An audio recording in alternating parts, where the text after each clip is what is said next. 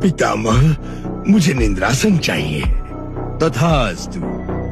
वत्स कुंभकर्ण, अब तुम जीवन भर निद्रा के आसन पर सोते रहोगे।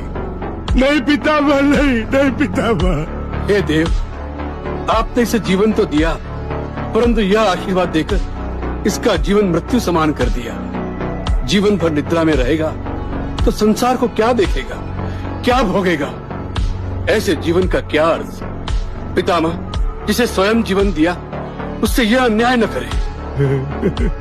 ब्रह्म वाक्य मिथ्या नहीं होगा। फिर भी दशानन, तुम्हारे भ्रातृ प्रेम से द्रवित होकर हम कुंभकर्ण को केवल एक दिन जागने का अवसर प्रदान करते हैं।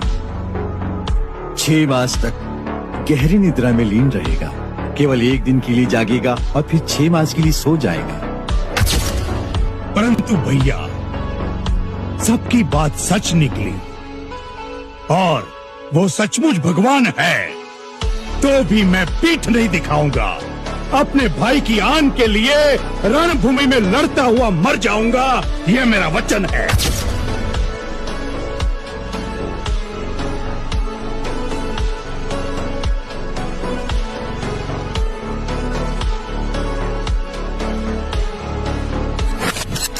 आज रावण की दाहिनी भुजा कटकर गिर गई।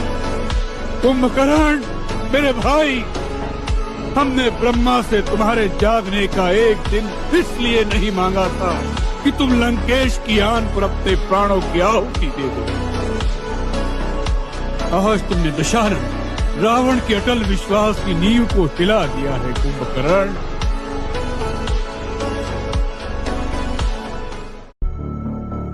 पितामह, मुझे निद्रासन चाहिए। तथास्तु। वत्स कुंभकर्ण, अब तुम जीवन भर निद्रा के आसन पर सोते रहोगे। नहीं पितामह, नहीं पितामह। हे देव, आपने इसे जीवन तो दिया, परंतु यह आशीर्वाद देकर इसका जीवन मृत्यु समान कर दिया। जीवन भर निद्रा में रहेगा तो संसार को क्या देखेगा, क्या भोगेगा? ऐसे जीवन का क्या अर्थ? पितामह, जिसे स्वयं जीवन दिया उससे यह अन्याय न करे। ब्रह्म वाक्य मिथ्या नहीं होगा।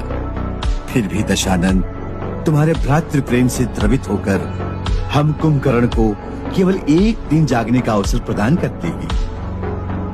6 मास तक गहरी निद्रा में लीन रहेगा। केवल एक दिन के लिए जागेगा और फिर 6 मास के लिए सो जाएगा। परंतु भैया, सबकी बात सच निकली और